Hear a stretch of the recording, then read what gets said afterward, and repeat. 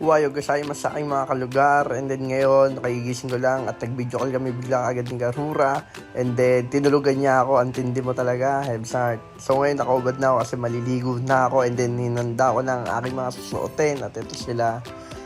Yan, and then yung pantalong ko is very kupas na pero pwede pa yan.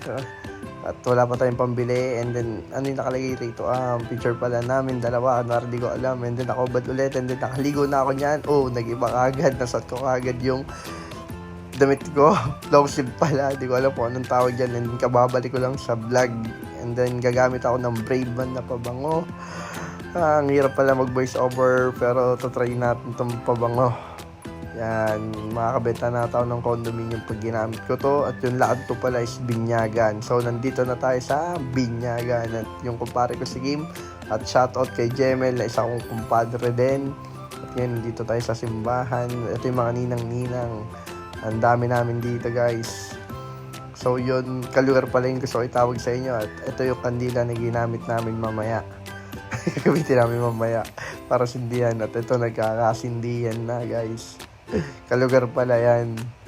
Kakasindihan na tayo. Pinapasindi tayo ni Brother Jesse. Yun no. Shoutout kay Brother Jesse Lodi. Ito nagkakasindihan na kami. Sabi ng iba, pasindi. Iba yung nasa isip nilang sindi. Yun. Ang laki ng kandila. Saan nakakabili ng ganong kandila. Yan. At yung mga ninang, shoutout yung may ninang. At yung aking kumpare, yan, tutuwa sila. Ang dami nagpapapicture. At nandito na kagad ako sa reception area. Para akong ninja na nagsasalita. Kailangan sobrang bilis pala pag voice over.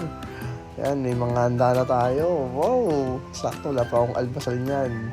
At ito yung lechon. Magugulat kayo mangyayari dyan mamaya. At yan na nga.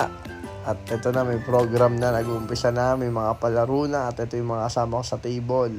Sila Boss Jemel at ang kanyang girlfriend. Yan. Ikot-ikot natin. Kailangan tuloy-tuloy ang pagsasalita sa voice over. At ngayon nagpapadede na yung mga babae ngayon. Tuntua yung mga lalaki. Yung isa, 3 pa yung dumidede. Ang lupit mo, boy.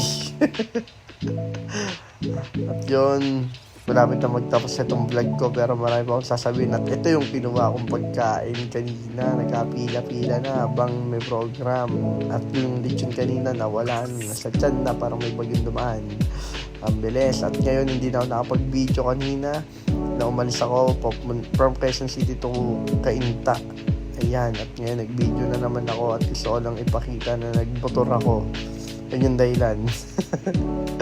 At ngayon medyo na-traffic tayo sa aking appointment sa aking client. At syempre, at ipapakita ko sa inyo kung paano na-traffic, pero nagawa natin ang solusyon yan. At ang ganda ng sasakyan na to. At na-meet ko yung isang mayaman na aking kumpare na si Boss Nico Makulman. Naiya siya sa video, shy type, at nilibre niya ako ng great taste, pero niyaya niya talaga ako kumain. Tumanggi lang ako kasi kakakain ko lang gagawin niya. Yan, may trophy pa rito. Yan, magkakasama kami. Ngayon ang ganda ng ilaw. At kala ko ito na yung client ko, hindi pa pala. Yan, kalibre. Puro Ford nakikita ko mo. Ano pala, pick up. Ay, si Asyong Salonga, shoutout sa'yo. At ngayon, binidyo ko yung sarili ko. Wala pang pabiling kotse, halatang nalugi. Joke lang. At ito yung ino-offer kong condominium na as is where is. Second hand po yan. Aking mga kalugar. At mura lang yan. At napaka very affordable po yung monthly natin dyan. Tsaka yung down payment natin, pang masa lang to. Yan. At ipapakita ko sa inyo. At ito nga po pala yung gym ng condominium na ino-offer ko. Sobrang ganda rito. Yan, may treadmill, and then ito yung swimming pool. Magagamit niya yan kapag nag-avail na tayo.